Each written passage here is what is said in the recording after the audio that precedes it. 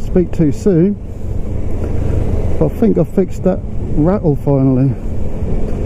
I stuffed in some foam in the area where it was coming from. It's actually from a foam high flow air filter, and I haven't heard it rattle at all yet. So that'll be sweet if that's fixed. But as you might be able to see if I look down, petrol light is still on. I haven't had no money over the weekend, so I couldn't go out and get some, so I couldn't ride for the weekend. But I'm now going out to get some petrol, so I thought I'd do a video along the way. And I thought I'd talk about insurance and just talk about the way I go about looking for insurance, because it might help some people out get slightly cheaper insurance. There's a few little tricks you could do. The first obvious thing is, to me, don't be lazy about it, because it's easy just to go on the comparison site, go to see the cheapest one and click on it, pay your money, and you're insured.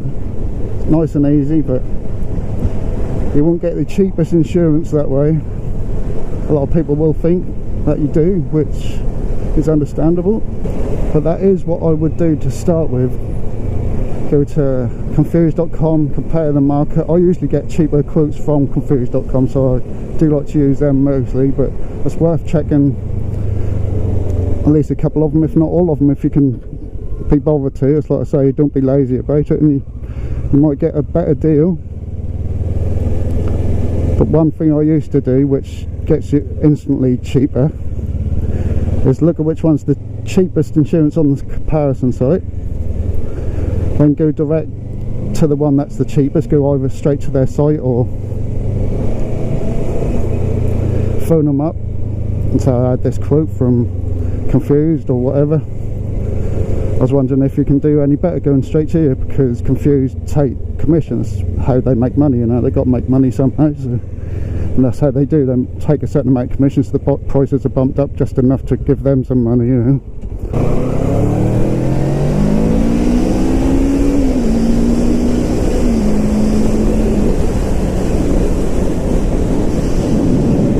No rattling. Hope I don't force it to vibrate it out. At least it's something that's easy to refix if it does have any issues. I just think, well, I've put the Suga on that, or I either didn't put enough on it, or it vibrates enough just to dig into it enough to cause it to vibrate again. Anyway, back to the subject. But yeah, that's the main way you can save money. Like I say, do the comparison sites, find the cheapest one, then go direct to them. Then it's always worth looking for specialist bike insurers that don't use comparison sites. There's quite a lot of insurance companies that don't use the comparison sites, so you can even check a lot of the normal insurance companies that don't show up on there, even if they're not bike specialists. It's worth just quickly trying, either calling them or go on their sites. But like I say, also check for bike specialist insurers and check them out as well. So you might just get it even cheaper than you do on the comparison sites, and like I say, you'll always get it slightly cheaper than comparison sites by going direct to whichever one shows up as cheapest. So nice not to have any rattle now. I can't remember how bad it was, because it got really bad again. I did sort of fix it at one time and it weren't so bad, but like I say, it must have dug into the Suga or something what I put on there right in the corner bit, so that got really bad again and started getting really irritating.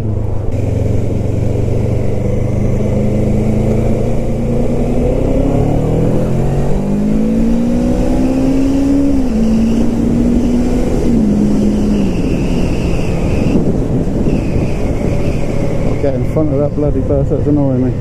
Anyway, I don't think I can really say too much more about that, because it's the main tricks.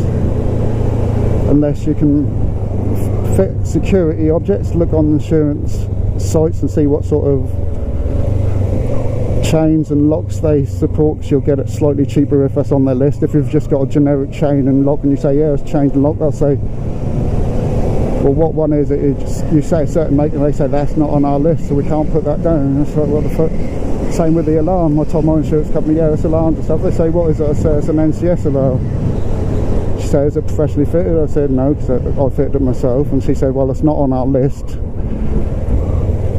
Obviously, she wouldn't put it down as professionally fitted because I fitted it, but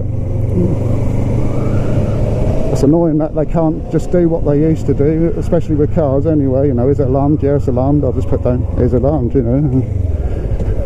And that has to be a certain type and stuff, and those things can sort of bring your premium down a little bit. Trackers, data tags are supposed to. This has got a data tag on it, and she was like, how do you know it's got a data tag? I said, it's got a sticker on it, and I've got a thing in with all the paperwork, which I have, but I don't know exactly what that means.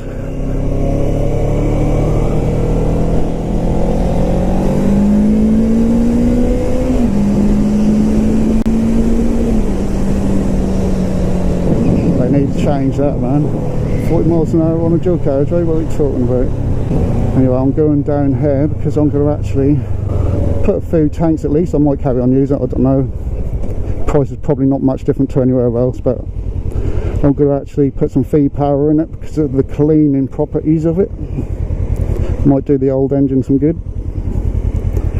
I usually just get Tesco. I don't know what sort of additives they put in, or whether they do. Obviously I will to preserve the fuel and stuff like that, but whether they do for clean and anything like that, I don't know. The main plus of that is it's 99 octane, but it's only 1 octane less everywhere, so for super unleaded. So 1 octane, you're not going to notice the noise of the engine, is it? If you're really bothered about things like that, you can put octane boosters in. Nice ST, I'd kick your ass being up my ass, man. I think he's got a fast car, but compared to a bike, I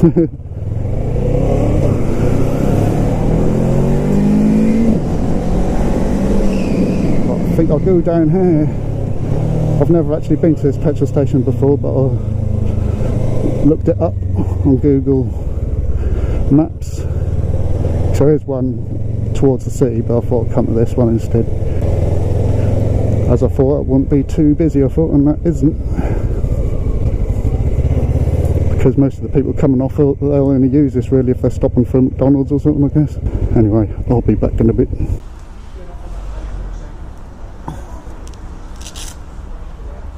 Well, that's one thing I've got to check out.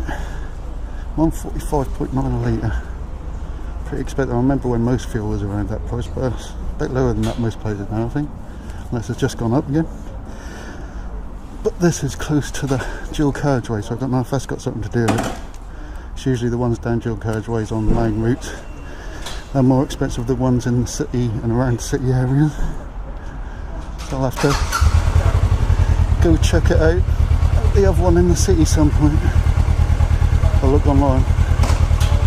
Oh yeah, regular unleaded 133.9. But that's feed power. That'd be worth it. Not that we'll notice any different. Nice Porsche Panamera.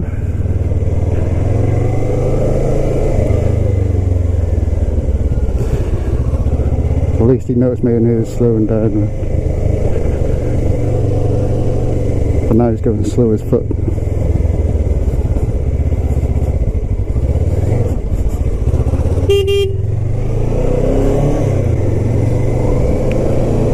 An idiot. I thought he saw me because he slowed down as he pulled away, so I thought he was seeing if I was going to come past, but I sort of flashed him. He carried on, but slowly. And then he just suddenly fucking stopped.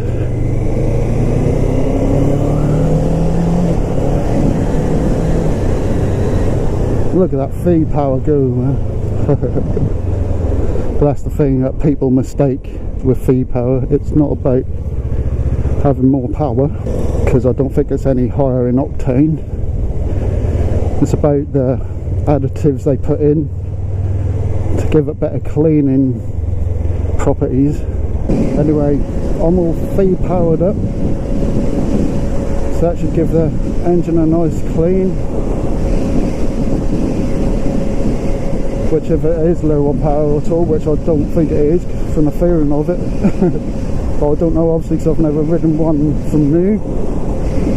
But it seems pretty on point with response and power. And I think I said pretty much all I can with the insurance thing.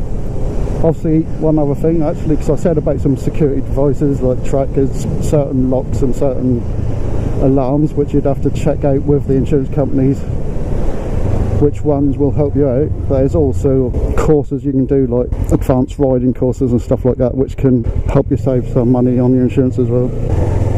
So yeah, I hope you enjoyed a little trip to the petrol station and the chat about insurance and how to save a little bit of cash, possibly, unless you do all that sort of thing already anyway. But some people just don't think of that, and they'll just think the best way is just go through the compare sites and stuff. And they're handy to use, as I said, but you know, I might be taking a bit of money away from them, but I want to save money, you know. I've got a lot less money than I have. Anyway, I'm going to end the video there, and I'll see you in the next one. And my man compadre, black and white, white and ivory, and black ebony. They can't step to me, weaponry is heavenly. They can't see us in the 313 vicinity. Hey yo, M, ha ha ha ha. Ha ha, I come in like ha ha, I'm ill like nah nah. And y'all don't wanna see me cause I'm ill with the skill.